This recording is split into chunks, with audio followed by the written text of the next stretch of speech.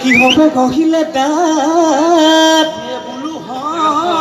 ও দাপোন চাই জোৰ ফুট ও মাতিলেনো কি হব ববলৈ নেজানো এটাতে এটি ভুটুকু বুঢ়ী হলে মিনুটো সমনীয়ে ভাবিব মুখে তামোল কাটোতে মাৰ ঘৰত থাকোতে ভুটু গাঁৱৰ কৰিব গালে এটি পিছলে মদিবি কথালৈ যৌৱন গলে পাবলৈ না